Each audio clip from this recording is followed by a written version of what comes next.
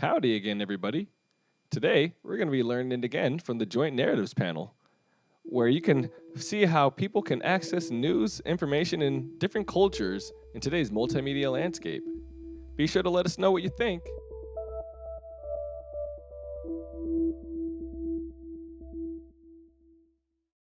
And now that our friends' opinions that may be discriminatory aren't necessarily the dominating things because usually they got that from someone else.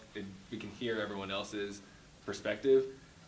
I feel as though you have kids growing up have more of a hodgepodge of opportunities to learn about more diverse perspectives versus it's only coming down from a top down from friends and family.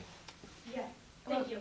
And speaking on that too, I just went to a panel where they mentioned a statistic that companies that have, if it's one prevailing race, one prevailing gender, whatever that may be, that's where the highest rates of abuse in terms of physical abuse and verbal abuse happen. And so I found that really interesting because the more sort of voices and opinions that you hear, the more likely different stories are going to be told, and someone will say, oh, that's not right, and you need to understand that that's not right.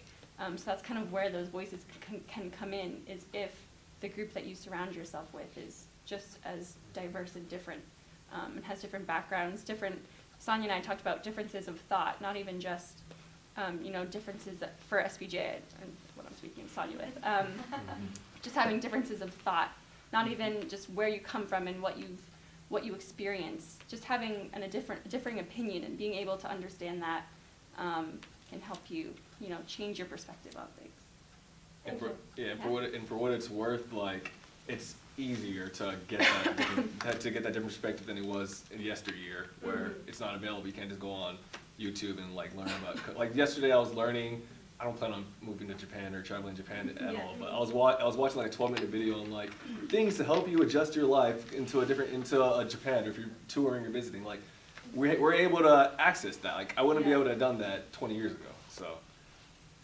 Now the next question is a little hard to hear because it came from the audience, but it was a mother talking about the Theta Tau situation that went on in Syracuse. We'll put a link down below in the description so you can read more about it. But essentially, she had a pretty tough conversation with her son, and they kind of even started to talk about the general state of Greek life and what the future holds for fraternities and sororities. Yeah, not constructive. Some people are going to feel that way, and it's I'm ambivalent about how to feel about it now, because I know a lot of people sort of get a lot of fun experiences out of being involved, especially when in some of them when they can do the philanthropies and they can do those sorts of things, but the engine of putting people through things so that they can have shared experiences, the danger that leads to hazing and things like that, and that as a parent, that scares the living daylights out of me. Yeah. It really does, and that's the one thing where we are worried about as parents, that those kinds of things can occur. And so this is not a good time. And Greek life itself, the fraternity and sorority system was a 19th century invention that right now I don't think is fitting very well into the 21st.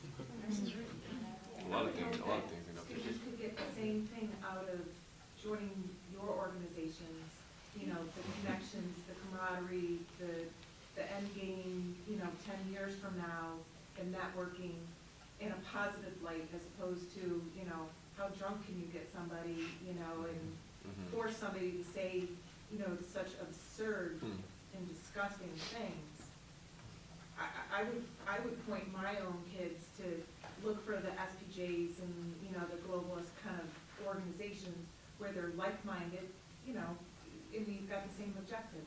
For what it's worth, I'm going to try to take it, since it's a new house, I'm going to try to take it back to the media side. Yeah, sure. Yeah, media's perpetuated that Greek life is the cool thing. That's what the cool kids do. That's what the fun is in college.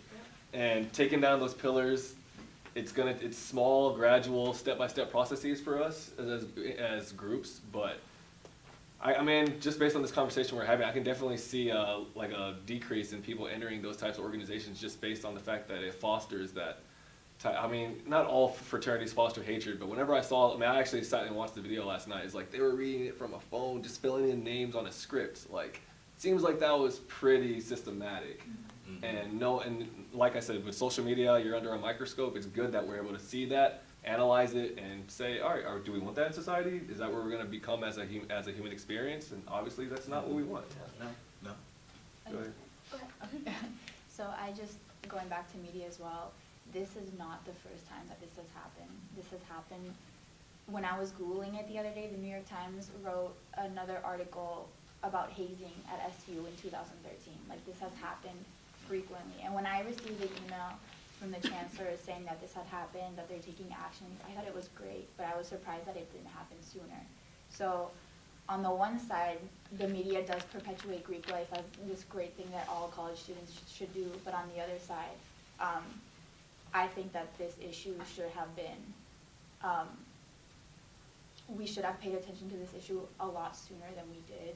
And I just think that's another thing that we should use the media for, to give attention to these matters that actually matter, because it's unacceptable to have videos like that.